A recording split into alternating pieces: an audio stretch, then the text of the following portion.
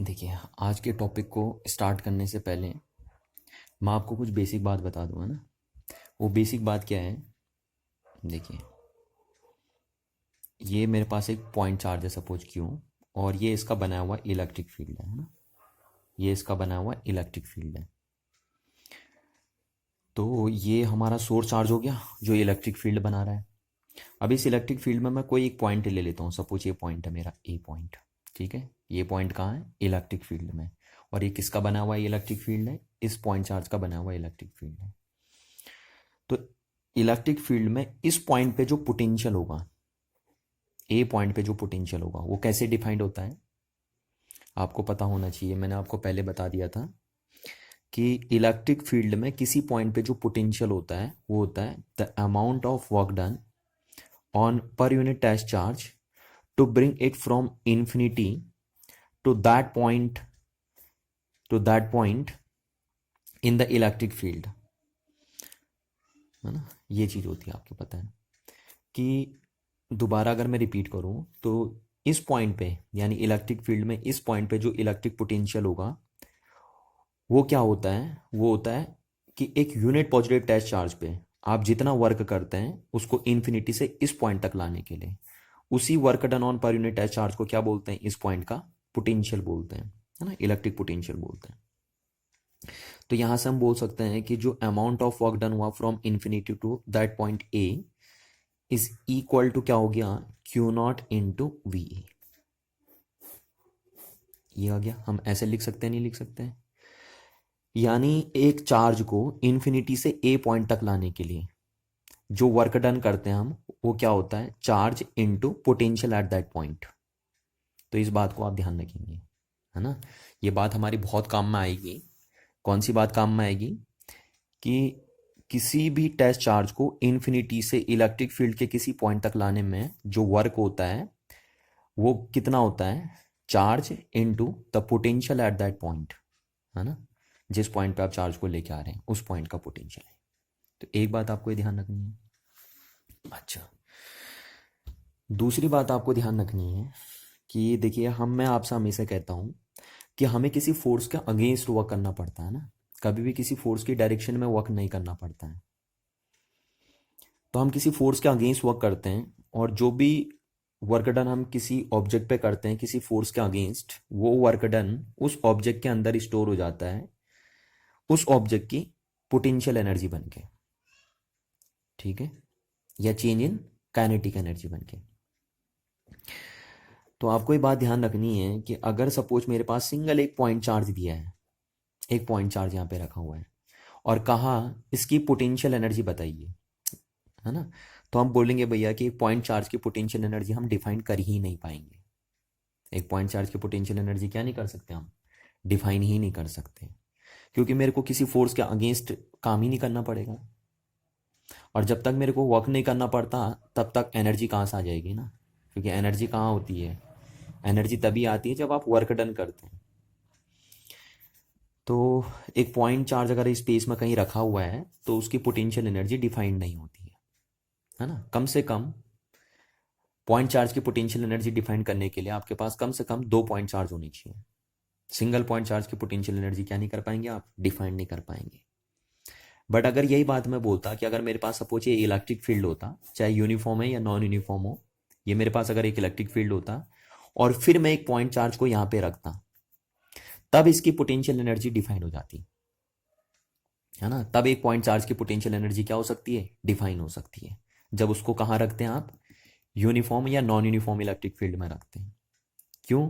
क्योंकि अब इस केस में इस चार्ज को यहां पे रखने के लिए आपको वर्क करना पड़ेगा और वही वर्क इस चार्ज के अंदर स्टोर हो जाएगा, क्या बन के? इसकी पोटेंशियल एनर्जी बन के, है ना। तो ये ध्यान रखना आपको, क्योंकि यहां पे आपको इलेक्ट्रोस्टैटिक फोर्स इस पे जो लगेगा, इस चार्ज पे इलेक्ट्रोस्टैटिक फोर्स जो लगेगा वो इधर को लगेगा, तो उसके अगेंस्ट आपको वर्क करना पड़ेगा इसको यहां पे रखने के लिए। और वही वर्क डन इस चार्ज के अंदर स्टोर हो जाएगा, क्या बन के? इसकी इलेक्ट्रोस्टैटिक पोटेंशियल एनर्जी बन के। तो आपने दो बातें देखी। पहली बात ये देखी कि अगर एक पॉइंट चार्ज कहीं स्पेस में रखा है तो उसकी पोटेंशियल एनर्जी डिफाइंड ही नहीं होती है। बट अगर एक पॉइंट चार्ज यूनिफॉर्म या नॉन यूनिफॉर्म इलेक्ट्रिक फील्ड में रखा है तो उसकी पोटेंशियल एनर्जी डिफाइन हो सकती है। क्योंकि वहाँ पे हमें वर्क करना पड़ेगा ना, यहाँ पे तो हमें कोई वर्क ही नहीं करना पड़ा, क्योंकि कोई फोर्स नहीं, कोई फील्ड नहीं है, तो हमें किसके अगेंस्ट काम करना पड़ा, किसी के अगेंस्ट भी काम नहीं करना पड़ा इसको यहाँ पे रखने के लिए। तो हम बोल सकते हैं कि एक पॉइंट चार्ज अगर स्पेस में कहीं रखा है तो उसकी पोटेंशियल एनर्जी जीरो होती है या डिफाइंड ही नहीं होती है। पर अगर वही point charge uniform electric field में रखा है तब उसकी पोटेंशियल एनर्जी हम डिफाइन कर पाएंगे। तो ये तीन बातें आपको दिमाग में बैठा के रखनी है। पहली कि किसी पॉइंट चार्ज पे इन्फिनिटी से इलेक्ट्रिक फील्ड के किसी पॉइंट तक लाने में जो वर्क डन होता है उसको आप कैसे लिखते हैं, charge into the potential at that point, है ना। और दूसरी चीज आपको ध्यान रखनी है ये बातें, जो ये दो बात मैंने यहाँ पे बोली कि पॉइंट चार्ज अगर स्पेस में रखा है तो उसकी पोटेंशियल एनर्जी डिफाइंड नहीं होती है, और पॉइंट चार्ज अगर इलेक्ट्रिक फील्ड में रखा है तो उसकी पोटेंशियल एनर्जी डिफाइन हो सकती है। अच्छा, अब हमारे पास जो टॉपिक है वो आज का टॉपिक ये है ना। तो आज हमें क्या कैलकुलेट करना है, इलेक्ट्रोस्टैटिक पोटेंशियल एनर्जी देखनी है of a system of point charges. यानी मेरे पास एक सिस्टम होगा पॉइंट चार्जेस का, जैसे सपोज ये मैंने 3D एक्सिस बना दी और यहाँ पे मेरे पॉइंट चार्जेस रखे होंगे, जैसे Q1 रखा है, ये Q2 रखा है, ऐसे है ना, Q2 रखा है, ये Q3 रखा है, ऐसे बहुत सारे चार्ज रखे होंगे, जैसे ये Qn रख दिया ये। तो इसकी जैसे पोजीशन वेक्टर कितनी है R1, इसका पोजीशन वेक्टर सपोज R2 है, इसका पोजीशन वेक्टर स्पेस में कितना है R3 है, और इसका पोजीशन वेक्टर सपोज कितना है Rn है ये। तो मेरे पास एक क्या है, सिस्टम ऑफ पॉइंट चार्जेस है। ये देखिए nth चार्ज सिस्टम है मेरे पास। कितने चार्ज सिस्टम है, nth। मैंने यहाँ पे 4 ही दिखाए हैं, पर ध्यान रखना ये मैंने nth बोल दिया तो अब इसका मतलब ये n चार्ज सिस्टम हो गया, और ये सारे पॉइंट चार्जेस हैं। तो इन पॉइंट चार्ज की जो इलेक्ट्रोस्टैटिक पोटेंशियल एनर्जी होगी उसको हम कैसे डिफाइन करते हैं, ठीक है।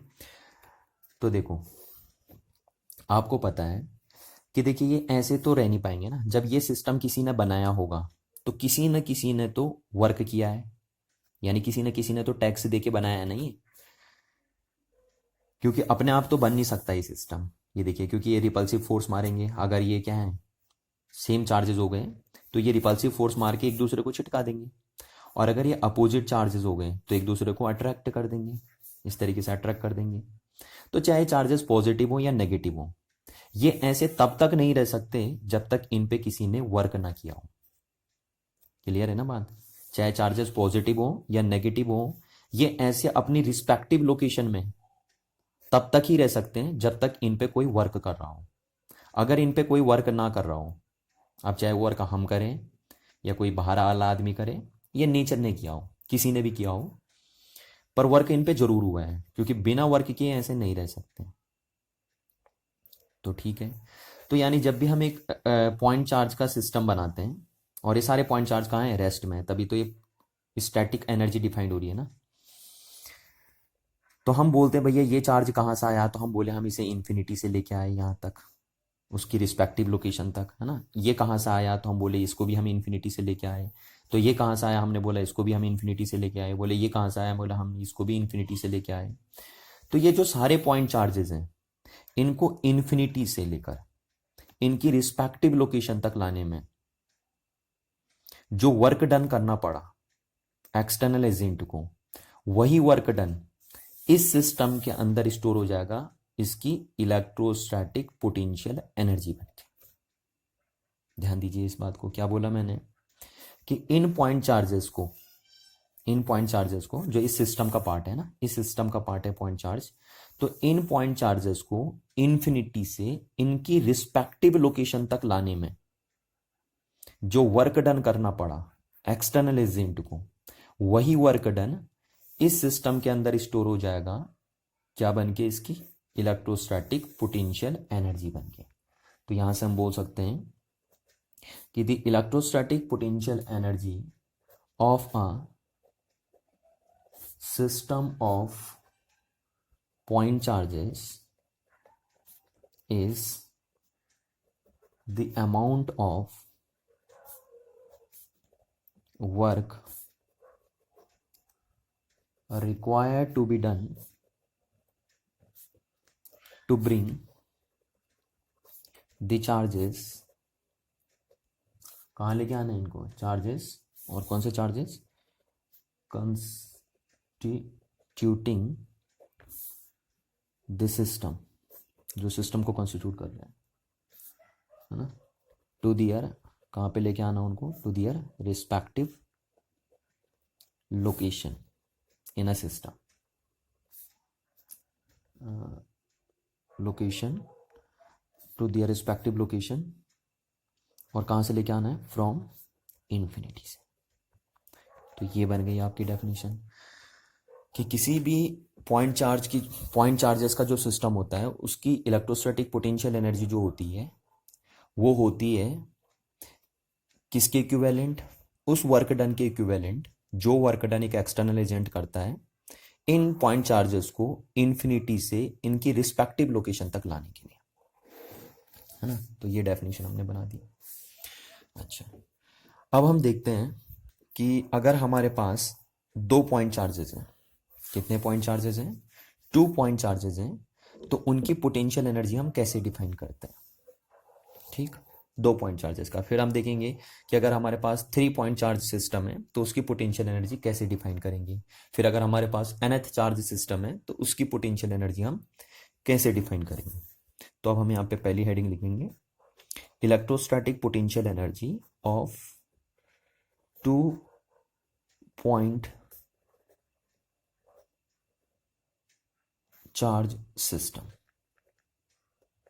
ठीक है, यानी हम उस सिस्टम की बात कर रहे हैं जिसमें हमारे 2 पॉइंट चार्जेस हैं और उसकी हमें क्या निकालनी है, इलेक्ट्रोस्टैटिक पोटेंशियल एनर्जी निकालनी है। तो electrostatic potential energy of 2 point charges system. तो देखिए क्या है हमारे पास, सपोज मैं ये ले लेता हूँ, देखिए है ना, ये मेरे पास 2 पॉइंट चार्जेस सिस्टम ले लेता हूँ मैं स्पेस में। ये मेरे पास एक चार्ज है Q1 और इसका पोजीशन कोऑर्डिनेट सपोज कितना है, R1, और दूसरा पॉइंट चार्ज यहाँ पे रखा है Q2 और इसका पोजीशन कोऑर्डिनेट क्या है, R2। यानी इसकी जो लोकेशन है वो ये है और इसकी जो लोकेशन है वो ये है ना। इसकी लोकेशन R1 से डिफाइंड हो रखी है, इसकी लोकेशन R2 से डिफाइंड हो रखी है, और ये रखा है A पॉइंट पे और ये रखा है कहाँ पे, हमारा B पॉइंट पे। तो मेरे पास ये 2 चार्जेस हो गए और इन दोनों के बीच की अगर डिस्टेंस मैं निकालूं इन दोनों के टर्म्स में ना, तो क्या हो जाएगा, R12 लिख सकता हूँ मैं उसे, या R21 लिख सकते हैं आप इसे। ठीक है, तो हम बोलते हैं कि चलो यहाँ पे पहले मैं कर लेता हूँ कि consider 2 point charge system in which Q1 charge kept at point A and Q2 charge kept at B। ठीक है ना, ये हमारे पास 2 पॉइंट चार्जेस हैं जहाँ पे Q1 चार्ज कहाँ पे रखा है, A पॉइंट पे रखा है, और Q2 चार्ज कहाँ पे रखा है, B पॉइंट पे रखा है। अब हमें निकालनी है इस सिस्टम की पोटेंशियल एनर्जी, यानी 2 पॉइंट चार्ज सिस्टम जो बना इसकी पोटेंशियल एनर्जी हमें निकालनी है। तो आपको सिंपली पता है कि potential energy of point charge system के लिए कैसे डिफाइंड होती है, मैंने अभी अभी आपको लिखा है तो ऊपर कि इन्फिनिटी से इन दोनों पॉइंट चार्जेस को इनकी रिस्पेक्टिव लोकेशन तक लाने में जो एक्सटर्नल एजेंट को वर्क करना पड़ेगा वही वर्क डन होगा इसकी इलेक्ट्रोस्टैटिक पोटेंशियल एनर्जी। यानी हम बोल सकते हैं कि जो total amount of work done है, total amount of work done, वही इस सिस्टम की क्या बन जाएगा, इलेक्ट्रोस्टैटिक पोटेंशियल एनर्जी बन जाएगा। और कौन सा total amount of work done, इन दोनों चार्जेस को इन्फिनिटी से इनकी रिस्पेक्टिव लोकेशन तक लाने में जो वर्क डन हुआ है उसी वर्क डन को हम क्या बोल देंगे, पोटेंशियल एनर्जी या electrostatic potential energy of this 2 point charge system. अच्छा, तो आप कैसे निकालेंगे हम, तो पहले हम बोलेंगे कि पहले हम Q1 को लेके आए, है ना, Q1 को लेके आना 1 by 1, और फिर हम Q2 को लेके आए, तो Q1 को लाने में कितना वर्क करना पड़ा हमें, फिर हम Q2 को लाएंगे तो Q2 को लाने में कितना वर्क करना पड़ेगा, और टोटल वर्क को अगर हम जोड़ देंगे तो यही टोटल वर्क जो इनको इन्फिनिटी से इनकी रिस्पेक्टिव लोकेशन तक लाने में किया गया है, वही वर्क डन बोला जाएगा इसकी इलेक्ट्रोस्टैटिक पोटेंशियल एनर्जी। तो अब हमें Q1 को लेके आते हैं पहले। तो हम बोलते हैं the amount of work done, the amount of work done to bring Q1 charge from infinity to point A, है ना। Q1 चार्ज को इन्फिनिटी से ए पॉइंट तक लाने में कितना वर्क डन करना पड़ा? तो कितना वर्क डन करना पड़ा आपको? 0 वर्क डन करना पड़ेगा, है ना, ए चार्ज को लाने के लिए। तो ये हमने बोल दिया work done on a A charge to bring it from infinity to A point, क्योंकि इसकी लोकेशन यही है ए पॉइंट। तो उसके ए Q1 चार्ज को उसकी रिस्पेक्टिव लोकेशन तक लाने में जो वर्क डन हुआ वो कितना हुआ? 0 हुआ। क्योंकि पहले चार्ज को लाने में तो कोई दिक्कत ही नहीं है ना। आप पहले चार्ज को इन्फिनिटी से यहाँ लेके आएंगे तो वर्क डन 0 करना पड़ेगा आपको, क्योंकि इस चार्ज पे अभी ये नहीं है ना, अभी आप इसको लेके आ रहे हैं पहले। तो इस चार्ज पे कोई फोर्स वोर्स तो लग नहीं रहा है। तो जब इस चार्ज पे कोई फोर्स वोर्स नहीं लग रहा है तो हम किसके अगेंस्ट काम करेंगे? किसी के भी अगेंस्ट काम नहीं करेंगे। तो जब हम किसी फोर्स के अगेंस्ट काम ही नहीं करेंगे तो हमारा वर्क डन क्या होगा? 0 ही तो होगा। तो इसलिए पहले चार्ज को सिस्टम के अंदर लाने में हमेशा कितना वर्क डन करना पड़ता है आपको? 0 वर्क डन करना पड़ता है, क्योंकि जो पहला चार्ज आता है सिस्टम के अंदर उस पर कोई भी इलेक्ट्रोस्टैटिक फोर्स नहीं लगता। तो जब उसको कोई इलेक्ट्रोस्टैटिक फोर्स नहीं लगता तो आपको भी वर्क नहीं करना पड़ेगा, क्योंकि हमें फोर्स के अगेंस्ट वर्क करना पड़ता है। तो इसलिए जो भी सिस्टम के अंदर पहला चार्ज आता है उसको इन्फिनिटी से सिस्टम के अंदर लाने तक 0 वर्क करना पड़ता है आपको। ठीक है, तो ये हो गया। अब इसी तरीके से हम बोल सकते हैं, तो देयरफॉर अब हम सेकेंड चार्ज को लेके आएंगे कि सेकेंड चार्ज को उसकी रिस्पेक्टिव लोकेशन तक लाने में कितना वर्क डन करना पड़ा। तो हम बोलेंगे the amount of work done to bring the charge Q2 from, कहाँ से लेके आना आपको? इन्फिनिटी टू पॉइंट, किस पॉइंट तक लेके आना है? उसकी रिस्पेक्टिव लोकेशन तक लेके आना है। तो उसकी रिस्पेक्टिव लोकेशन कौन सी है? बी। तो बी तक लेके आएंगे। इस कितना होगा? तो मैंने इसको लिख दिया W2। W2 मतलब work done on second charge to bring it from infinity to its respective location. ठीक है, रिस्पेक्टिव लोकेशन मतलब बी लोकेशन तक। तो कितना होगा वर्क डन? तो अभी अभी मैंने आपको बताया था कि कितना वर्क डन करना पड़ता है इन्फिनिटी से इलेक्ट्रिक फील्ड के किसी पॉइंट तक लाने में किसी पॉइंट चार्ज को। वो होता आपका charge into potential at that point, है ना। यही तो कर बताया था मैंने कि इन्फिनिटी से किसी पॉइंट चार्ज को ए पॉइंट तक लाने में कितना वर्क डन करना पड़ता है? Charge into potential at that point जहां पे आप लेके आ रहे हैं। तो देखिए आप क्या बोल सकते हैं, ये वर्क डन किसके बराबर होगा?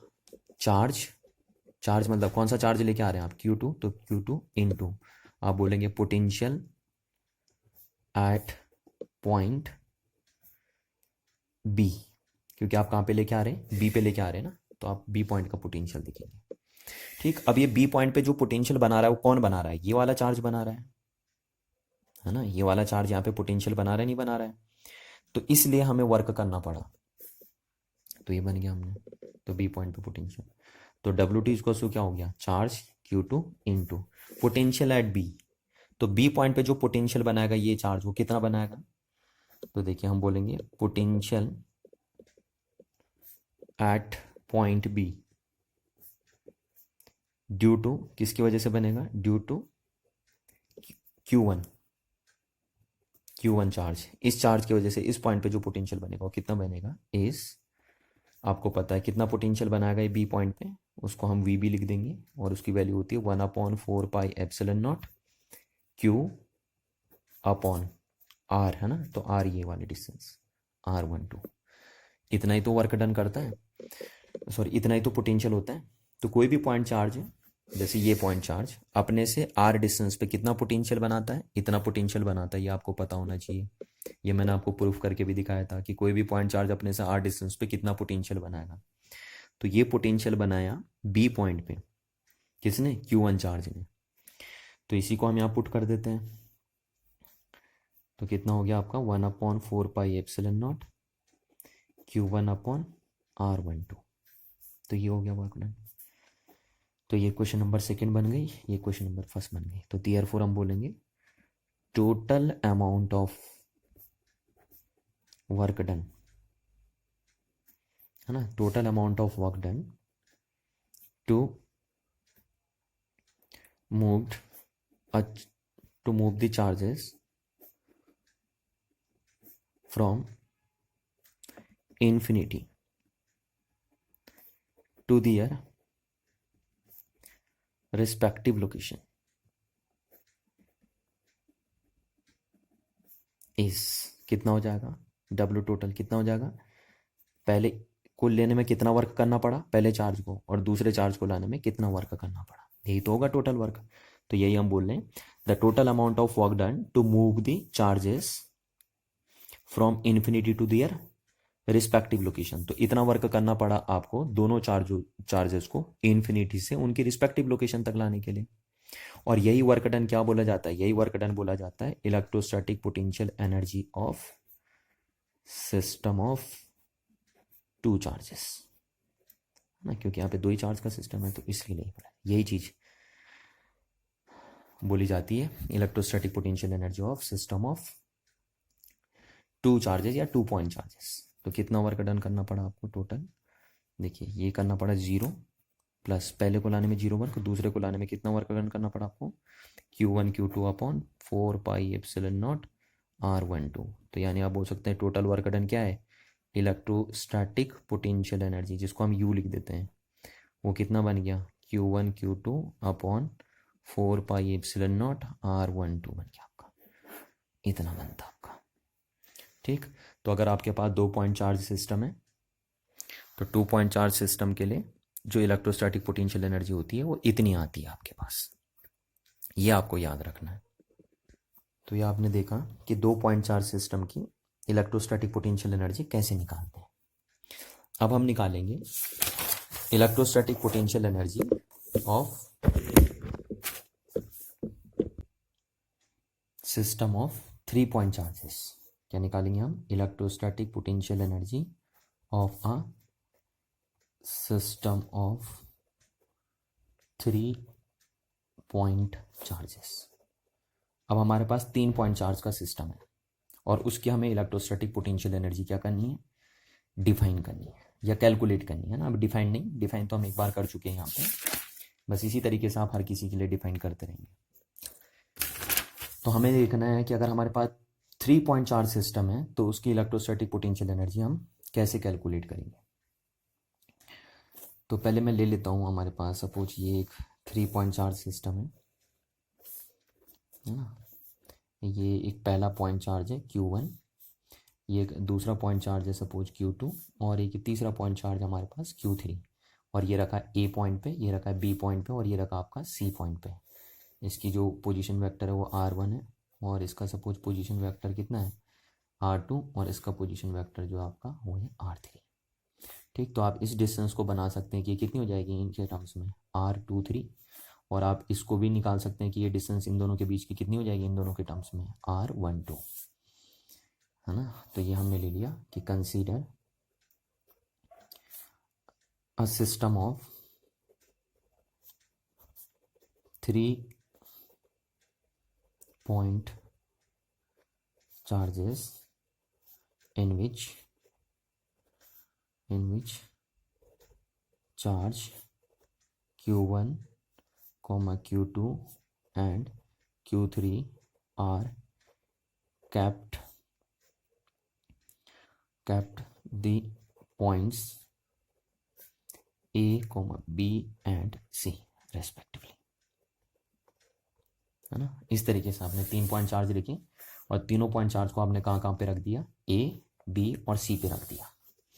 अब हमें कैलकुलेट करना है कि इस सिस्टम की इलेक्ट्रोस्टैटिक पोटेंशियल एनर्जी कितनी होगी। तो आपको पता है इस सिस्टम की इलेक्ट्रोस्टैटिक पोटेंशियल एनर्जी कैसे डिफाइन करेंगे आप, इलेक्ट्रोस्टैटिक पोटेंशियल एनर्जी कैसे डिफाइन होगी इस सिस्टम की। तो electrostatic potential energy of this system is the आपको पता है, देखो हाँ मैं आपको बता दूं कि इन्फिनिटी से इन तीनों चार्जेस को इनकी रिस्पेक्टिव लोकेशन तक लाने में जो एक्सटर्नल एजेंट वर्क करेगा वही वर्क डन इस सिस्टम के अंदर स्टोर हो जाएगा इसकी इलेक्ट्रोस्टैटिक पोटेंशियल एनर्जी बन के। तो यही हम बोलेंगे the amount of work done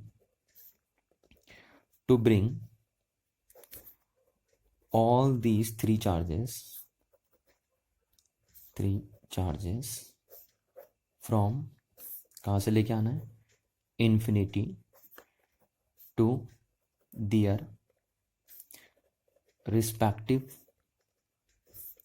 location is called electric potential energy of a system of 3-point charges। आई बात समझ में? देखिए हमने क्या बोला कि 3 पॉइंट चार्ज सिस्टम की इलेक्ट्रोस्टैटिक पोटेंशियल एनर्जी आप कैसे डिफाइन करेंगे। जैसे आपने एन की कर दी सेम ऐसी करनी है बिल्कुल। आप बोलते हैं कि इन तीनों पॉइंट चार्जेस को इन्फिनिटी से इनकी रिस्पेक्टिव लोकेशन तक लाने में जो एक्सटर्नल एजेंट वर्क करता है वही वर्क डन क्या बोला जाता है, इसकी इलेक्ट्रोस्टैटिक पोटेंशियल एनर्जी बोला जाता है ना, क्योंकि वो वर्क डन इसके अंदर क्या हो जाएगा, स्टोर हो जाएगा। ठीक है, तो अब हमें मतलब अगर हम निकाल दें कि हमें इन तीनों चार्जेस को इन्फिनिटी से इनकी रिस्पेक्टिव लोकेशन तक लाने में कितना कितना वर्क डन करना पड़ा, तो वही वर्क डन बोला जाएगा electrostatic potential energy of system of 3 point charges. ठीक है, तो चलो आ जाइए हम निकालते हैं। तो पहला हम Q1 को लेके आते हैं, तो हम बोलते हैं कि Q1 को लाने में कितना वर्क डन करना पड़ा आपको, तो मैं सीधे लिख देता हूँ ना, the amount of work done, चलो लिख देता हूँ the amount of work done to bring the charge Q1 from infinity to point A is, उसको मैंने ए लिख दिया है ना, ए लिख दिया या W1 लिख दिया, W1 मतलब कि पहले चार्ज को इन्फिनिटी से उसकी रिस्पेक्टिव लोकेशन तक लाने में कितना वर्क डन आपको करना पड़ा। तो वही हम बोल रहे हैं the amount of work done to bring the charge Q1 from infinity to point A is. तो कितना वर्क डन आपको करना पड़ा, 0 वर्क डन करना पड़ा, क्योंकि पहले चार्ज को इस सिस्टम के अंदर तक लाने में, अभी इनको नहीं लेके आना आपको है ना, सिर्फ पहले चार्ज को लेके आने में, तो पहले चार्ज को इस सिस्टम के अंदर तक लाने के लिए आपको कितना वर्क डन करना पड़ेगा, 0, क्योंकि पहला चार्ज कोई भी फोर्स का एक्सपीरियंस नहीं करेगा। जब पहला चार्ज कोई भी फोर्स का एक्सपीरियंस नहीं करेगा तो आपको किसी फोर्स के अगेंस्ट वर्क करना नहीं पड़ेगा।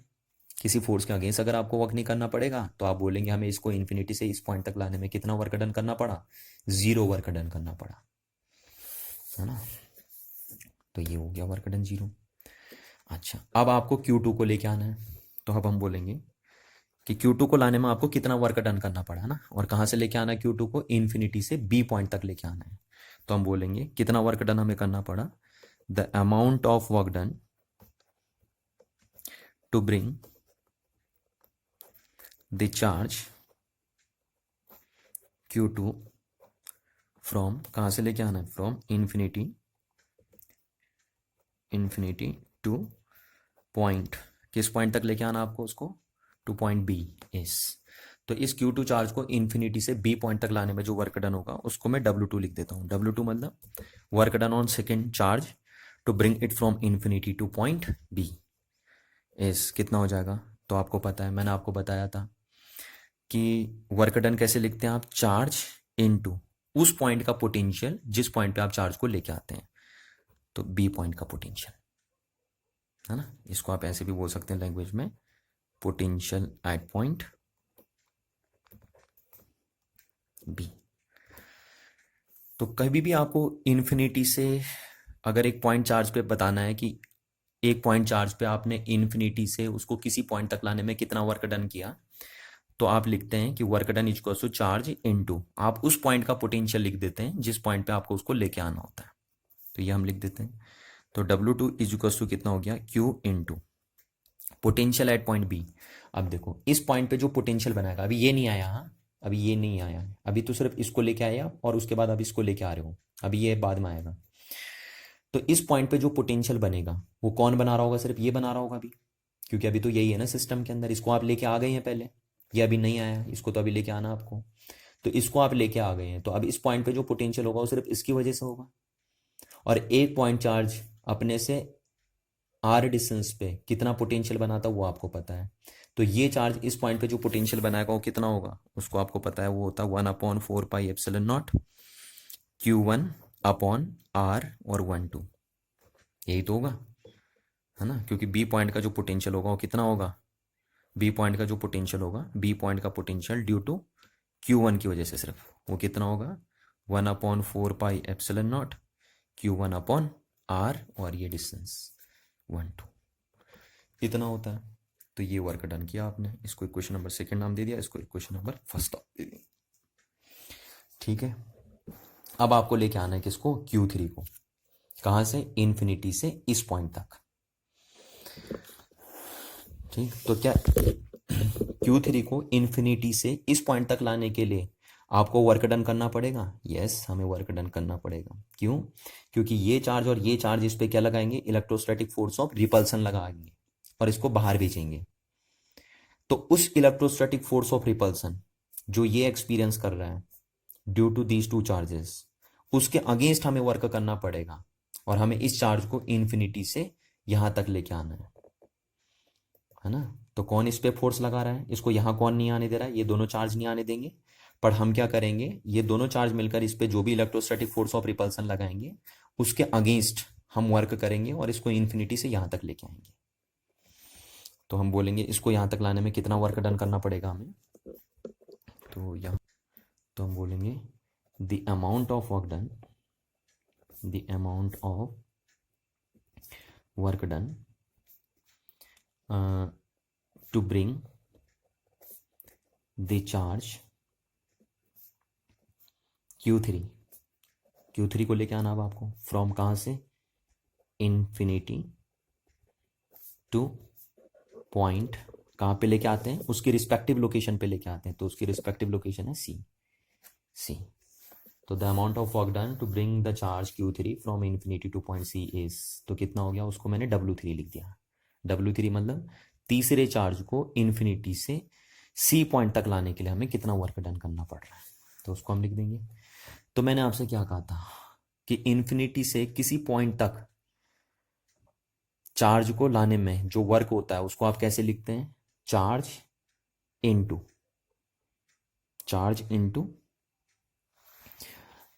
इनटू पुट उस पॉइंट का पोटेंशियल, है ना। तो जिस पॉइंट पे आप लेके आते हैं पोटेंशियल सी, यही तो करते हैं। मैं आपसे बार बार कहता हूं कि इन्फिनिटी से किसी पॉइंट तक, जैसे पॉइंट ए है, तक लाने में किसी चार्ज को कितना वर्क डन करना पड़ेगा, किसी चार्ज के ऊपर कितना वर्क डन करना पड़ेगा। तो कितना वर्क डन करना पड़ेगा, आप क्या लिखेंगे, चार्ज इनटू उस पॉइंट का पोटेंशियल, ये आप लिख देते हैं, है ना। ये मैंने आपको शुरू में भी बता दिया था। तो ऐसे ही थर्ड चार्ज को इन्फिनिटी से उसकी रिस्पेक्टिव लोकेशन यानी सी पॉइंट तक लाने में कितना वर्क डन करना पड़ेगा, चार्ज हम लिख देंगे इनटू सी पॉइंट का पोटेंशियल। तो ये लिख दिया हमने। अब चार्ज हम कौन सा लेके आ रहे हैं, 3 लेके आ रहे हैं, तो हम यहाँ पे 3 लिखेंगे। अच्छा सॉरी, हमने यहाँ पे नहीं लिखा ना, यहाँ पे भी हम किसको लेके आ रहे थे, यहाँ पे 2 को लेके आ रहे थे, तो यहाँ पे भी हम 2 लिखेंगे। ये छूट गया था हमारा, तो यहाँ पे भी आपको 2 लिखना है, ध्यान रखना। तो ये लेके आ गया। तो अब देखिए थर्ड वर्क डन कितना होगा, W3 क्वेश्चन, तो Q3 into potential at point C. अब इस पॉइंट पे जो पोटेंशियल होगा वो कितना होगा, तो इस पॉइंट पे पोटेंशियल किस किस की वजह से बनेगा, ये भी यहाँ पे पोटेंशियल बनाएगा और ये भी यहाँ पे पोटेंशियल बनाएगा, है ना। तो हम बोलेंगे सी पॉइंट पे जो पोटेंशियल है वो इन दोनों की वजह से। पहली बार जब हम इसको लेके आए थे तो यहाँ पे पोटेंशियल सिर्फ कौन बना रहा था, ये बना रहा था। पर जब हम इसको लेके आएंगे तो अब इस पॉइंट पे ये भी पोटेंशियल क्रिएट करेगा और ये भी पोटेंशियल क्रिएट करेगा। तो हम बोलेंगे सी पॉइंट पे जो पोटेंशियल है वो क्या है, potential due to Q1 plus potential due to Q2 charge, यही तो है, potential due to Q1 charge और plus potential due to Q2 charge. तो जो नेट वर्क हुआ वो कितना हुआ, Q3 इनटू, अब देखिए potential due to Q1 charge, इस पॉइंट पे जो पोटेंशियल बनेगा ड्यू टू Q1 चार्ज वो कितना बनेगा, वो बनेगा आपका 1/4πε0 Q1 अपॉन दिस डिस्टेंस, और इस डिस्टेंस को हम क्या मान लेते हैं R13, क्योंकि 1 से 3 के बीच में ना, तो इन दोनों के बीच में R13, जहाँ पे R13 इनके टर्म्स में लिखा जाएगा, तो ये R13 बनेगा, और सॉरी अभी ये बीच में प्लस भी आएगा।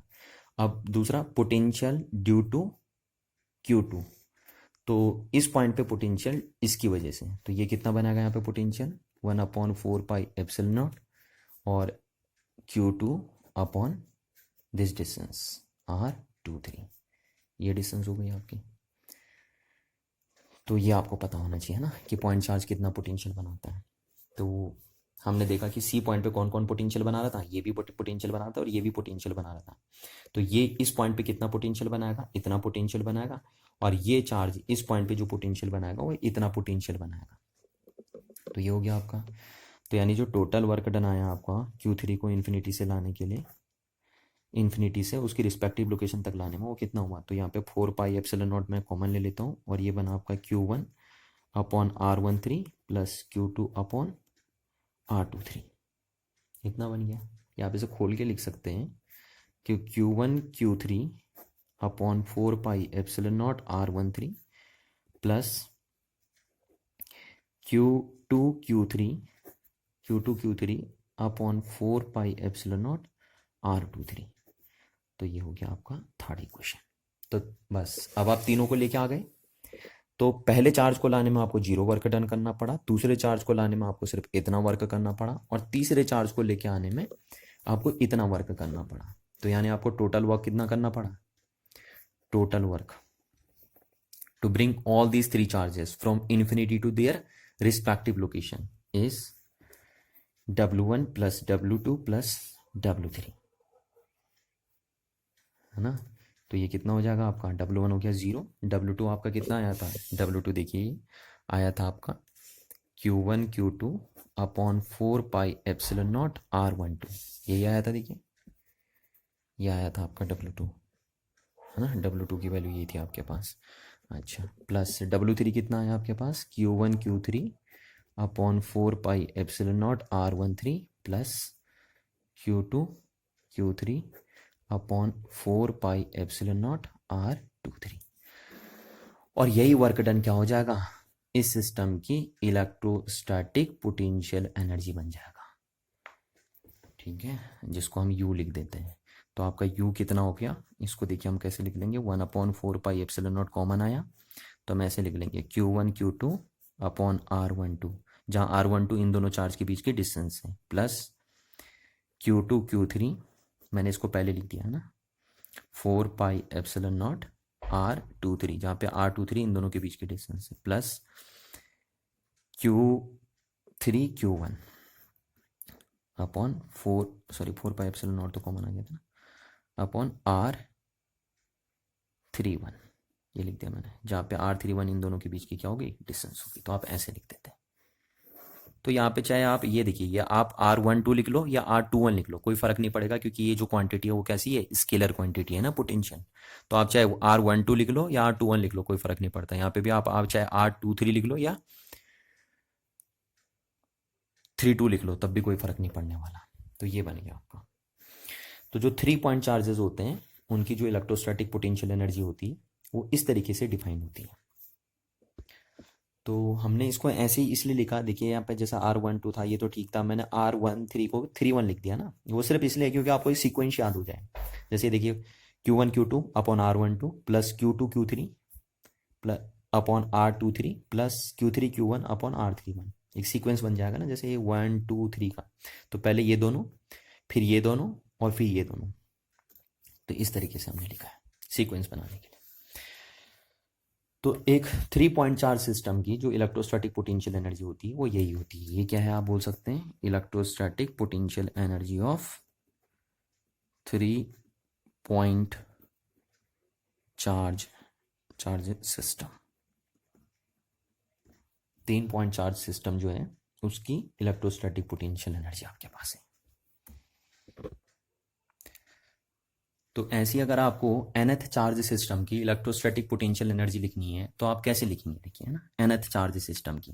तो मैं इसी को समीशन फॉर्म में लिख दे रहा हूँ। देखो मैं लिख दे रहा हूँ potential energy of nth charge system is equal to, देखिए 1/4 पाई एप्सिलॉन नॉट, तो सब में आएगा ही आएगा। ठीक है, अब मैंने लगा दिया सिग्मा। ठीक, सबको सम करेंगे हम, है ना, nth चार्ज सिस्टम के लिए लिखेंगे ना हम। तो nth चार्ज सिस्टम अभी और भी टर्म्स आएंगे बहुत सारे, जैसे आपने देखा था 2 चार्ज सिस्टम में सिर्फ एक ही टर्म्स आया था, यही टर्म था। फिर 3 चार्ज सिस्टम में ये 3 टर्म्स आ गए। ऐसे 4 चार्ज सिस्टम जब बनेगा तो उसमें एनर्जी के 6 टर्म्स आएंगे। कितने टर्म्स आएंगे? 6। अगर आप करके करेंगे तो आप देख लीजिए कि अगर 4 चार्ज सिस्टम है तो उसमें एनर्जी के 6 टर्म्स आ जाएंगे। तो ऐसे अगर nth चार्ज सिस्टम है तो उसमें कितने टर्म्स आएंगे ना, तो हमें नहीं पता कितने टर्म्स आएंगे, वो तो हम कैलकुलेट कर लेंगे। फॉर्मूला बताऊंगा मैं आपको बाद में कैलकुलेट करने का। तो अभी फिलहाल मैं देखूं कि इसको nth चार्ज सिस्टम के लिए हम कैसे लिखेंगे। तो इसको हम समीशन फॉर्म में लिख देने देंगे, समीशन फॉर्म में, है ना। समीशन फॉर्म में ये हो गया 1/4 पाई एप्सिलॉन नॉट। अब देखिए इसको मैंने क्यों लिख दिया, जनरलाइज करके QI QZ ये लिख दिया अपॉन RIZ, ये लिख दिया मैंने, देखो समीशन फॉर्म में। ठीक है ना, इसको सम करके ऐसे लिख दिया QI QZ अपॉन RIZ, जहाँ पे I और Z कहाँ से कहाँ वेरी करेंगे, 1 से लेकर और n तक वेरी करेंगे। कहाँ से कहाँ वेरी करेंगे? I और J इज इक्वल्स टू 1 से लेकर कहाँ तक वेरी करेंगे, n तक, यानी I और J की वैल्यू 1 से लेकर n तक जाएगी इनमें। ठीक, पर आपको ध्यान रखना, देखिए कि एक बात आपको ध्यान रखनी है कि I J के बराबर नहीं होना चाहिए कभी भी।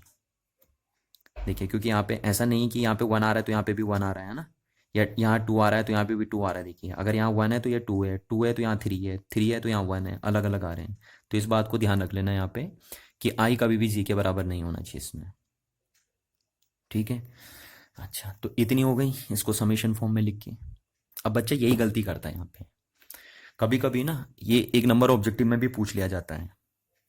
1 नंबर ऑब्जेक्टिव में क्या पूछ लिया जाता है कि right the expression for the electrostatic potential energy of a nth charge system. क्या बोला मैंने आपसे? वो ये पूछ लेगा right the expression for electrostatic potential energy of nth charge system. तो बच्चा ये लिख देता है, इसको जनरलाइज करके देख के ये लिख देता है।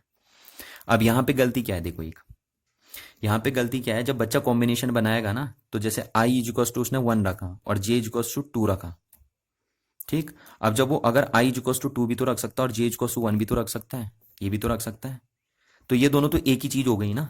मैंने कहा इनको पलट के भी लिख दो तो कोई फर्क नहीं पड़ेगा, ये तो एक ही आएगा ना, चाहे ये दोनों एक ही चीज मानी जाएंगी।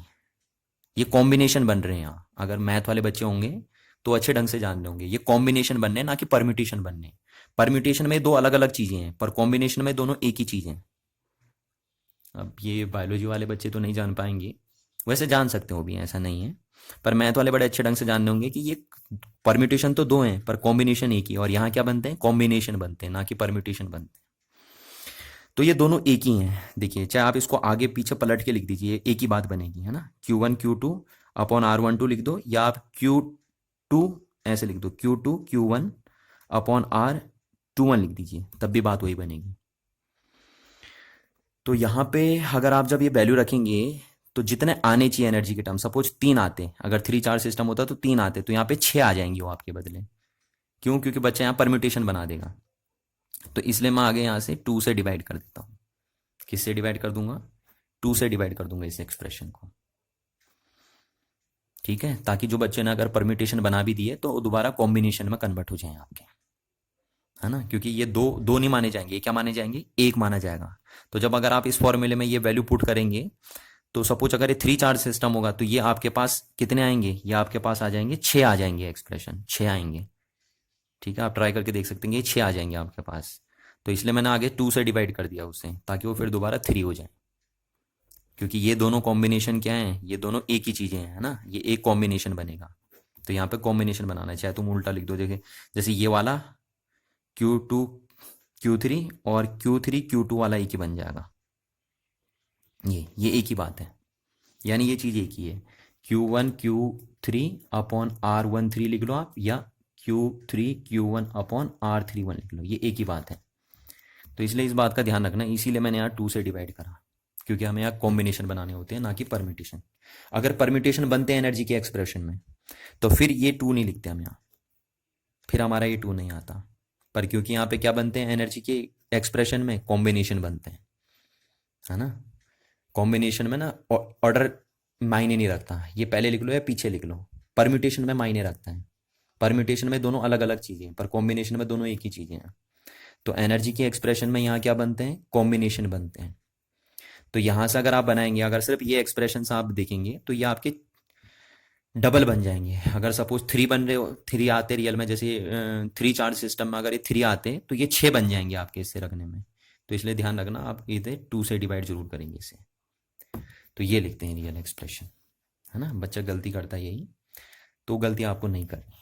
आई होप कि आप ये बात समझ गए होंगे मेरी। अब आइए थोड़ी सी एक चीज़ मैं और बता देता हूँ आपको इसमें। ये जो इस बार बोर्ड के पेपर में भी 2020 सीबीएसई बोर्ड के पेपर में ये क्वेश्चन भी आया था, ठीक है। तो काफ़ी बच्चे इसमें कन्फ्यूजिंग थे, बहुत सारे बच्चे इसमें कन्फ्यूजिंग हो जाते हैं।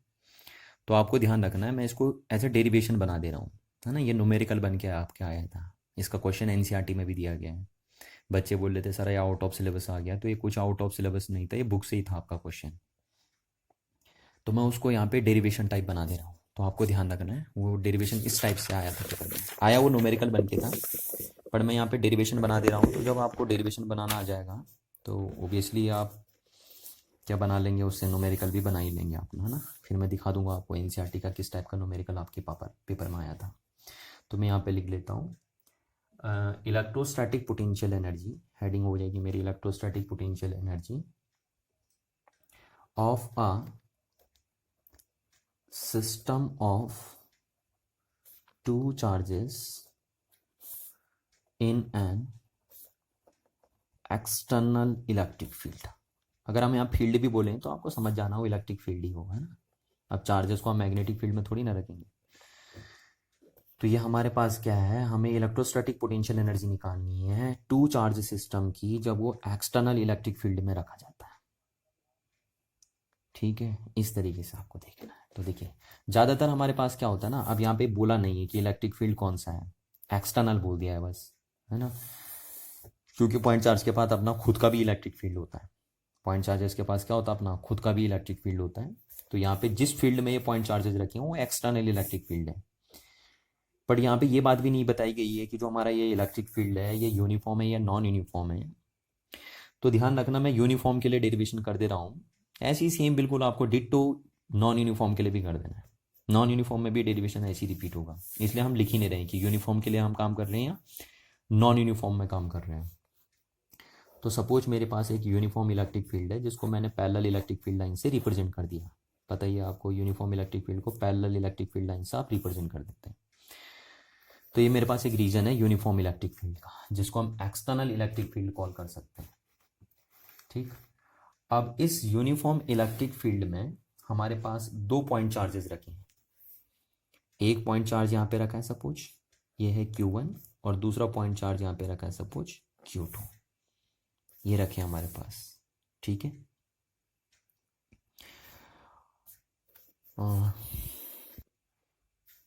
और ये पॉइंट चार्ज सपोज रखा है A पॉइंट पे, और ये पॉइंट चार्ज रखा है कहाँ पे, B पॉइंट पे, ठीक है ना। और ये इन दोनों के बीच की डिस्टेंस हो गई, इसको हम R बोल देंगे या R12 आप जो भी बोल दो, ठीक है। ये R12, इन दोनों के बीच की डिस्टेंस हो गई R12। तो ये बन गया। अब हमें यहाँ पे निकालना है कि अगर हमारे पास 2 पॉइंट चार्ज सिस्टम, ये डाइपोल नहीं है, इलेक्ट्रिक डाइपोल नहीं है, ध्यान रखना है, कहीं आप इलेक्ट्रिक डाइपोल ना समझ जाना। इलेक्ट्रिक डाइपोल में दोनों चार्ज का मैग्नीट्यूड क्या होता है, सेम होता है, और चार्ज अपोजिट होता है ना, एक पे प्लस होता है तो दूसरे पे माइनस होता है, यहाँ पे दोनों चार्ज सेम है। तो हमने देखना है कि अगर हमने 2 पॉइंट चार्जेस को एक्सटर्नल इलेक्ट्रिक फील्ड में रख दिया तो उसकी इलेक्ट्रोस्टैटिक पोटेंशियल एनर्जी कितनी होगी, ये देखना हमें। तो वही हम क्या बोलते हैं, आपको पता है इलेक्ट्रोस्टैटिक पोटेंशियल एनर्जी क्या होती है। इलेक्ट्रोस्टैटिक पोटेंशियल एनर्जी होती है the amount of work done, the amount of work done, बहुत बार मैं पहले भी लिख चुका हूँ, the amount of work done to bring the charges from, कहाँ से लेके आते हैं आप इन्हें, from infinity to their respective location is known as, उसी को आप क्या बोलते हैं, is known as electrostatic potential energy, है ना। तो इन दोनों पॉइंट चार्जेस को इन्फिनिटी से इनकी रिस्पेक्टिव लोकेशन तक, इस इलेक्ट्रिक फील्ड के अंदर इनकी रिस्पेक्टिव लोकेशन तक लाने में हमें जो वर्क करना पड़ेगा वही वर्क डन इस सिस्टम के अंदर स्टोर हो जाएगा, क्या बन के, इसकी इलेक्ट्रोस्टैटिक पोटेंशियल एनर्जी बन के। ठीक है, तो वही हमने लिखा था, amount of work done to bring the charges from infinity to their respective location is known as electrostatic potential energy of this system of 2 point charges। ये 2 point charges आपके पास है। तो अब देखिए, पहले हम इसको लेके आते हैं, ठीक है ना।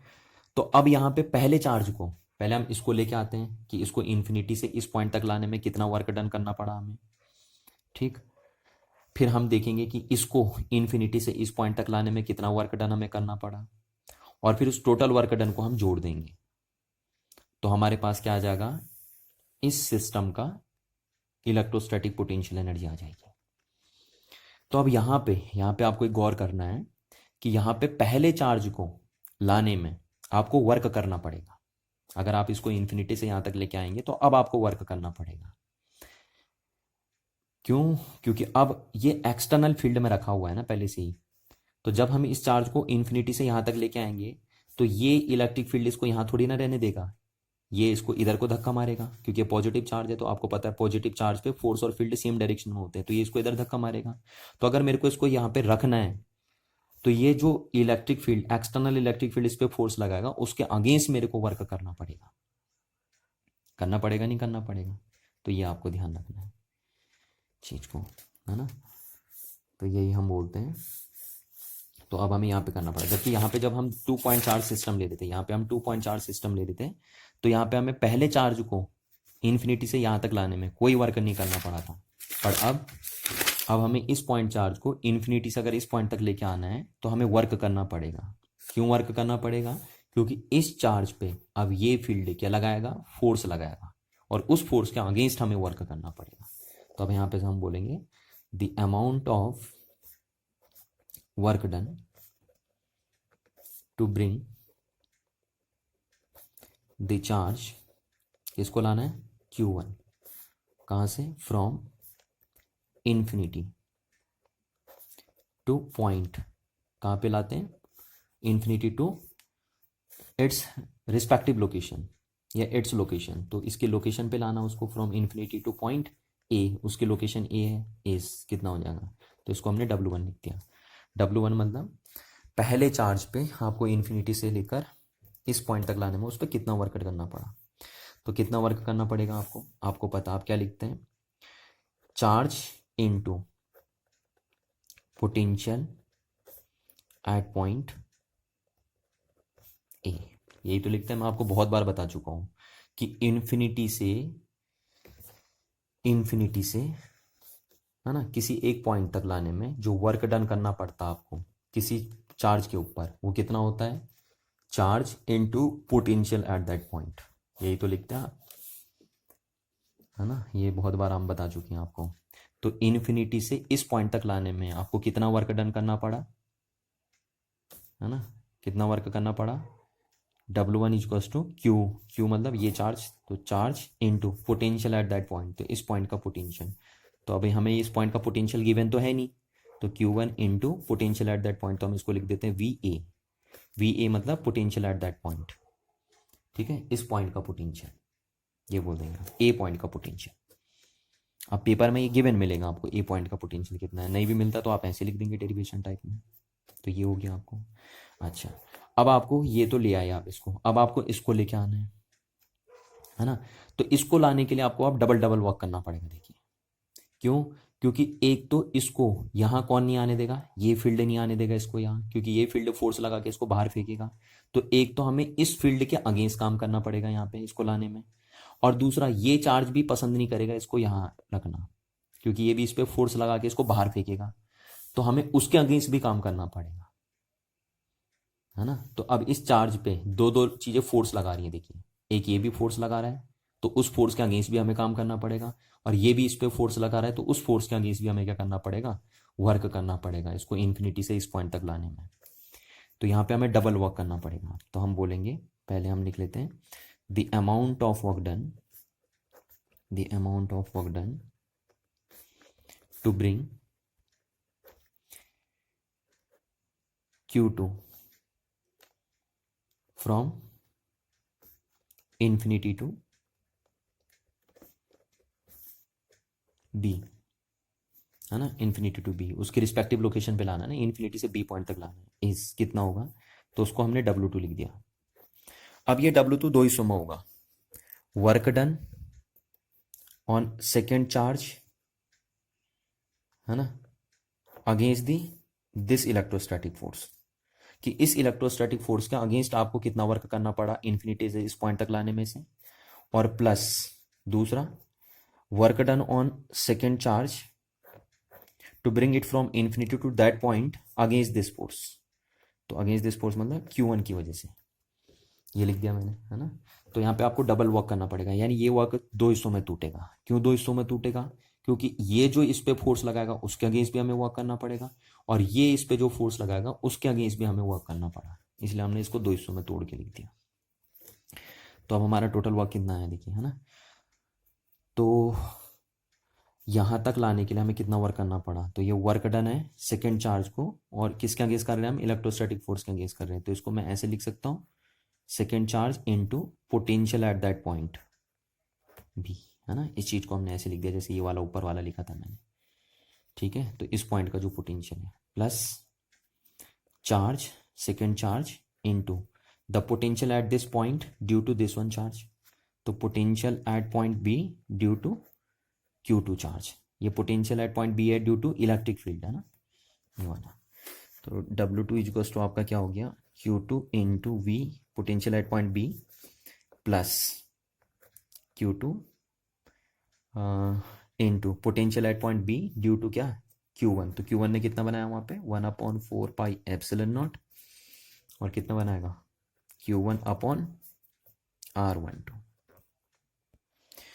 तो इतना वर्क डन करना पड़ा आपको सेकेंड चार्ज को इन्फिनिटी से इस पॉइंट तक लाने में। तो यहाँ पे आपको डबल वर्क करना पड़ा, क्यों, क्योंकि एक बार इस पे ये फोर्स लगाएगा तो उसके अगेंस्ट आपको वर्क करना पड़ा, और दूसरा फिर जब आप इसको यहाँ लेके आएंगे तो ये भी इस पे फोर्स लगाएगा तो उसके अगेंस्ट भी आपको वर्क करना पड़ा, इसलिए डबल डबल वर्क करना पड़ा इस चार्ज को यहाँ पे लाने के लिए, है ना। तो हमने ये लिख दिया। तो मैं बार बार आपसे कह रहा हूँ वर्क डन कैसे लिखते हैं, चार्ज इनटू जिस पॉइंट पे आप लेके आते हैं उस पॉइंट का पोटेंशियल, प्लस चार्ज इनटू जिस पॉइंट पे आप लेके आते हैं उसका पोटेंशियल। तो यहाँ पे क्योंकि ये वर्क डन हम किसके अगेंस्ट कर रहे हैं, इलेक्ट्रोस्टैटिक फोर्स के अगेंस्ट, तो इसलिए जो पोटेंशियल आएगा वो किसकी वजह से आएगा, इलेक्ट्रिक फील्ड की वजह से आएगा ना। तो चलो मैं इसको यहाँ लिख भी देता हूँ ई, यहाँ पे भी लिख देता हूँ मैं ई, है ना, मतलब फील्ड की वजह से जो पोटेंशियल बना है, ये क्या है, potential at point B due to electric field, इस इलेक्ट्रिक फील्ड की वजह से इस पॉइंट पे जो पोटेंशियल बना वो लिख दिया मैंने यहाँ पे, प्लस Q2 इंटू इस पॉइंट पे पोटेंशियल इसकी वजह से, तो इसकी वजह से ये लिख दिया हमने potential at point B due to Q2। तो ये पॉइंट चार्ज पे यहाँ पे कितना पोटेंशियल बनाएगा वो तो आपको पता ही है, ठीक है। तो इसको हमने ये लिख दिया। तो जो टोटल वर्क डन हुआ वो कितना हुआ, तो टोटल वर्क डन हो गया W1 प्लस W2। तो कितना हुआ टोटल वर्क डन, W1 कितना है Q1 इंटू VEA मतलब electric potential at point A due to electric field, plus ये work done Q2 into VEB मतलब electric field, electric potential at point B due to electric field, plus Q2 upon 4 pi epsilon naught R12, जहाँ पे R12 इन दोनों charge के बीच की distance है। तो ये बन गया, ये आया था आपके पास बोर्ड के पेपर में इस बार, ठीक है ना, सीधे डेरिवेशन टाइप का बन के आया था। तो ये ध्यान रखना इतना होता है, जहाँ पे ये क्या है, चार्ज, पहला चार्ज, ये है दूसरा चार्ज, ये है electric potential at point A due to electric field, ये है बी पॉइंट का potential due to electric field, और ये क्या है आपके पास R12 इन दोनों चार्ज के बीच की डिस्टेंस। तो यही वर्क डन क्या हो जाएगा, यही वर्क डन बन जाएगा आपका electrostatic potential energy of a system of two charges when they are placed in external electric field. तो अगर 2 point charges external electric field में रखे जाते हैं तो उनकी जो इलेक्ट्रोस्टैटिक पोटेंशियल एनर्जी होती है वो इतनी होती है। ये बात ध्यान रखना आपको, ठीक है। तो यहाँ पे आपको वही लग रहा है कि इस एक्सप्रेशन में भी कितने आए, 3 टर्म्स आए ना, 1 2 3। इस एनर्जी के एक्सप्रेशन में भी आपको 3 टर्म्स लग रहे हैं। तो ये 3 टर्म्स आपको इसलिए लग रहे हैं, देखिए ये 3 टर्म्स ऐसे लग रहे हैं आपको कि जैसे अभी आपका आया था जब 3 पॉइंट चार्ज सिस्टम था, तब भी आपके पास फाइनल एनर्जी के एक्सप्रेशन में कितने टर्म्स आए थे, 3 टर्म्स आए थे। और अभी अभी आपके पास 2 पॉइंट चार्ज सिस्टम है, पर एनर्जी के एक्सप्रेशन में कितने टर्म्स आ गए, 3 टर्म्स आ गए। तो 3 इसलिए आए हैं क्योंकि ये जो इलेक्ट्रिक फील्ड बना है ये भी तो किसी न किसी पॉइंट चार्ज ने बनाया होगा या किसी न किसी सोर्स चार्ज ने बनाया होगा। तो एक चार्ज इसके अंदर छुपा हुआ है ना, क्योंकि ये जो इलेक्ट्रिक फील्ड है किसी न किसी चार्ज का बना हुआ इलेक्ट्रिक फील्ड है। तो ये भी अगेन एक 3 चार्ज सिस्टम है, इसलिए इसके एनर्जी के एक्सप्रेशन में भी कितने टर्म्स आए हैं, 3 टर्म्स आए हैं। अच्छा, कभी कभी यहां से आपसे एक बात पूछ लेता है कि अगर सपोज ये डाइपोल होता तब क्या होता है ना, तब कितनी होती है। तो इसको हम हटा देते हैं यहाँ से और इसको ऐसे कर देते हैं। अब ये डाइपोल हो गया, नहीं हो गया, और ये डाइपोल सपोज हमने यहाँ थीटा एंगल के साथ रख दिया। तो अगर अब यह एक्सप्रेशन ऐसे हो जाएगा, आप ऐसे हेडिंग बना के इसे लिख सकते हैं, electrostatic potential energy of a electric dipole when it place in external electric field. अब ये बन जाएगा। अब हमने 2 पॉइंट चार्ज सिस्टम ने रख के क्या रख दिया, एक इलेक्ट्रिक डाइपोल को रख दिया एक्सटर्नल इलेक्ट्रिक फील्ड में। तो तब उसकी पोटेंशियल एनर्जी कितनी हो जाएगी, तो अभी भी इतनी हो जाएगी। बस अब आपको क्या रखना है, Q1 के सामने ये रख देना है, Q2 के सामने माइनस रख देना है। यहाँ पे ये माइनस हो जाएगा अब यहाँ पे Q2 और ये Q बन जाएगा ना, क्योंकि अब Q1 Q2 नहीं रहेंगे, Q Q हो जाएंगे और एक चार्ज नेगेटिव में आएगा यहाँ पे। और फिर ये Q1 Q2 हट जाएंगे यहाँ से भी, और ये भी क्या आ जाएगा यहाँ पे, नेगेटिव आ जाएगा, ठीक।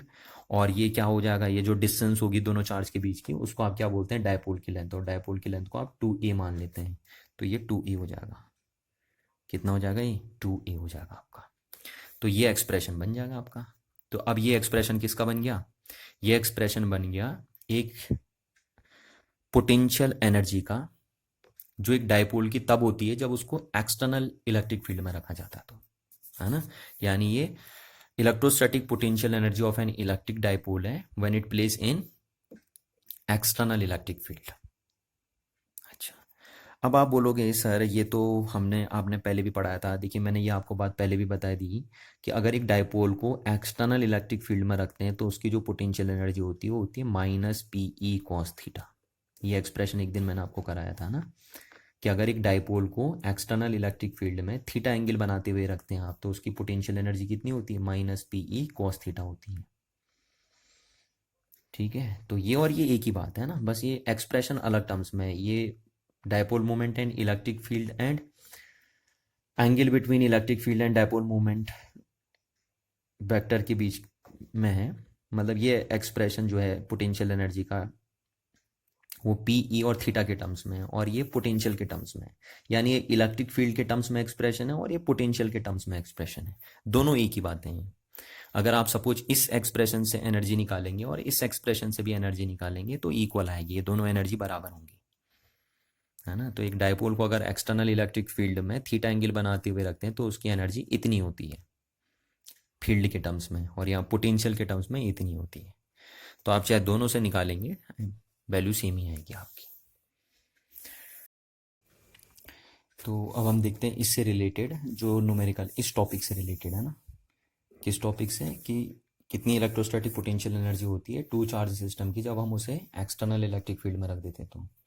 तो हम एनसीईआरटी का एक एग्जाम्पल देखते हैं, देखिए इससे रिलेटेड, ठीक है ना। इससे रिलेटेड एक क्वेश्चन करते हैं। एनसीईआरटी का एग्जाम्पल दिया आपके पास, ये रहा क्वेश्चन। तो देखिए क्वेश्चन क्या दिया है, 3 पार्ट्स में क्वेश्चन है। पहले 2 पार्ट तो सिंपल है, मेरा मोटिव इस क्वेश्चन को लेने का 3rd पार्ट से था।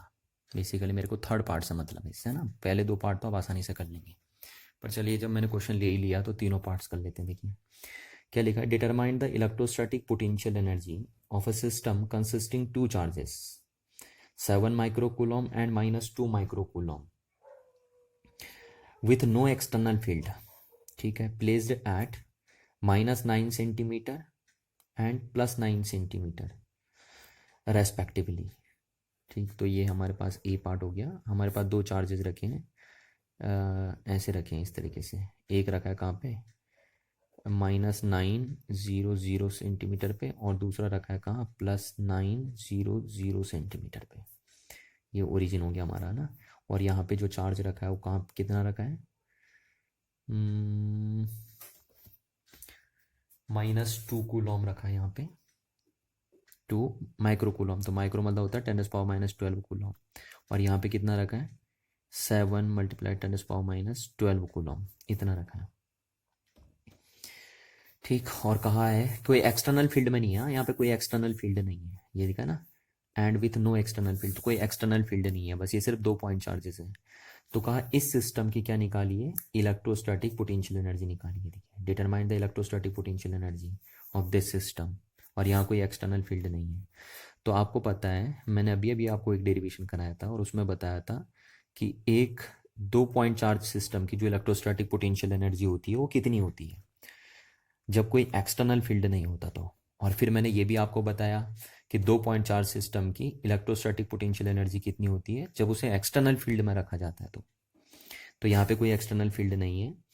तो जब 2 पॉइंट चार्ज की इलेक्ट्रोस्टैटिक पोटेंशियल एनर्जी कितनी होगी जब उनको एक्सटर्नल इलेक्ट्रिक फील्ड में नहीं रखा जाता, तो 1/4πε0 Q1 Q2/R12, यही तो थी 2 पॉइंट चार्ज सिस्टम की electrostatic potential energy when they are placed in free space, है ना, यानी नो एक्सटर्नल इलेक्ट्रिक फील्ड, कहानी रखें नो एक्सटर्नल इलेक्ट्रिक फील्ड। तो आप सीधे वैल्यू रख दीजिए, बस देखिए 1/4πε0 की वैल्यू कितनी हो गई, 10⁻9, 9 × 10⁻9 इंटू Q1 की वैल्यू कितनी हो गई, 7 × 10⁻12, Q2 की वैल्यू कितनी हो गई, -2 × 10⁻12, है ना, और अपॉन R12। तो इन दोनों के बीच की डिस्टेंस कितनी हो गई, देखिए ये दोनों के बीच की डिस्टेंस हो गई 18 सेंटीमीटर। तो सेंटीमीटर को मैं मीटर में कन्वर्ट करके लिख दिया, ये बन गई आपकी।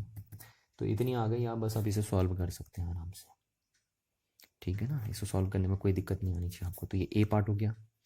अब हमें बी पार्ट निकालना है। बी पार्ट क्या कह रहा है, how much work is required to separate the 2 charges infinitely away from each other.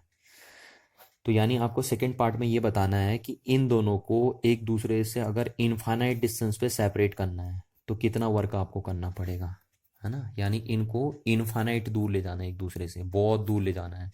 तो इनको एक दूसरे से इनफाइनाइट सेपरेशन पे रखने के लिए आपको कितना वर्क करना पड़ेगा।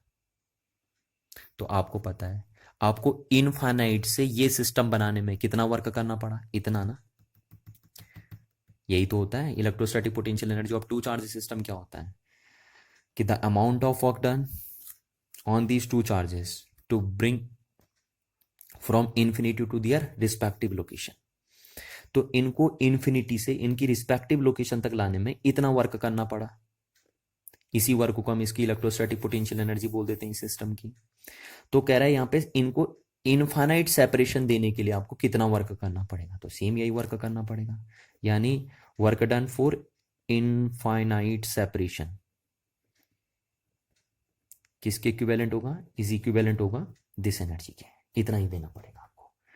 बट ये अगर माइनस में आ रहा है तो वो आपको प्लस में देना पड़ेगा, ध्यान रखना, ठीक है ना, वो प्लस में आएगा, ये माइनस में है ना, क्योंकि ये सिस्टम को बना रहा है तो वो तोड़ेगा तो वो प्लस में आएगा, तो पर इतना ही आएगा, क्योंकि इनफाइनाइट से इस सिस्टम को बनाने में इतना वर्क करना पड़ा आपको, तो इस सिस्टम को फिर दोबारा इनफाइनाइट सेपरेशन पे ले जाने के लिए आपको इतना ही वर्क करना पड़ेगा। तो ये आ गया सेकंड पार्ट का आंसर भी। थर्ड पार्ट का आंसर देखिए, जो मेन मोटिव था ना इस क्वेश्चन को लेने का, क्या कह रहा है, suppose that a system of charges is now place in external field E. अब ये जो चार्ज है इसको एक्सटर्नल फील्ड में रख दिया, इस तरीके से ये एक्सटर्नल फील्ड में रख दिया, इसको मतलब यही जो चार्ज हमारा था इसको कहाँ रख दिया आपने, एक्सटर्नल फील्ड में रख दिया, field in the external field. और ये एक्सटर्नल फील्ड की वैल्यू भी आपको दी है, इतनी है, जहाँ पे ए क्या है, ये ए की वैल्यू ये है 9 × 10⁻5 कूलम पर मीटर इसको है। What would be the electric potential at this configuration भी। तो अब इसका क्या होगा, इलेक्ट्रोस्टैटिक पोटेंशियल एनर्जी कितनी होगी। यानी अभी तक हमारा क्या था, ये जो पॉइंट चार्ज सिस्टम था, एक चार्ज ये रखा था, कहाँ पे रखा था, -900 पे रखा था, और ये 7 मल्टीप्लाई 10⁻² कूलम चार्ज यहाँ पे रखा था, और ये रखा था 2 मल्टीप्लाई 10⁻12 कूलम यहाँ रखा था, और ये 9000 पॉइंट पे रखा था। तो अभी तक तो ये विदाउट एक्सटर्नल फील्ड में, मतलब एक्सटर्नल फील्ड में नहीं था। अब ये एक्सटर्नल फील्ड में रखा है, ये देखिए ये इस तरीके से रखा है एक्सटर्नल फील्ड में। तो अब इसकी इलेक्ट्रोस्टैटिक पोटेंशियल एनर्जी आपको निकालनी है ना। वही कह रहा है, सपोज दैट द सिस्टम, जो सिस्टम आपका ऊपर बना था, उसी सिस्टम को आपने कहाँ रख दिया, now place in external electric field. अब उसे आपने एक्सटर्नल इलेक्ट्रिक फील्ड में रख दिया, जो इलेक्ट्रिक फील्ड इस तरीके से डिफाइंड है, और यहाँ पे ए की वैल्यू आपको दी है। तो अब बताइए, कह रहा है कि इलेक्ट्रोस्टैटिक पोटेंशियल एनर्जी इस कॉन्फ़िगरेशन की कितनी होगी। तो मैंने ये आपको सीधे सीधे डेरिवेशन करवा दिया है। देखिए ये देखिए, अभी अभी मैंने आपको डेरिवेशन करवाया थी, बात आई थी। तो हम जानते हैं, सीधे सीधे मैं लिखूंगा कि जो इलेक्ट्रोस्टैटिक पोटेंशियल एनर्जी होगी, है ना, यू लिख देता हूं मैं उसकी।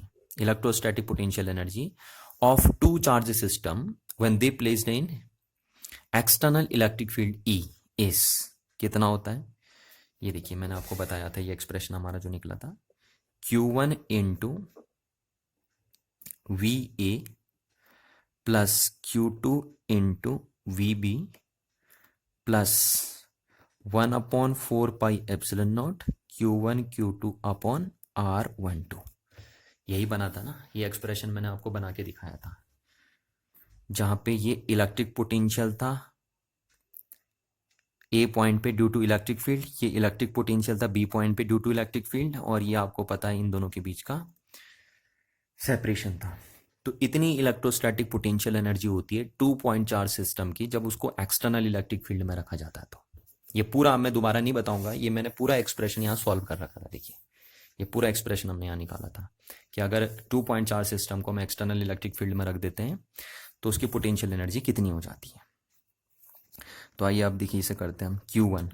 तो Q1 चार्ज तो हमें दे ही रखा है, इनटू ए पॉइंट का पोटेंशियल, इसको हम ए पॉइंट मान लेते हैं सपोज, और इसको हम बी पॉइंट मान लेते हैं।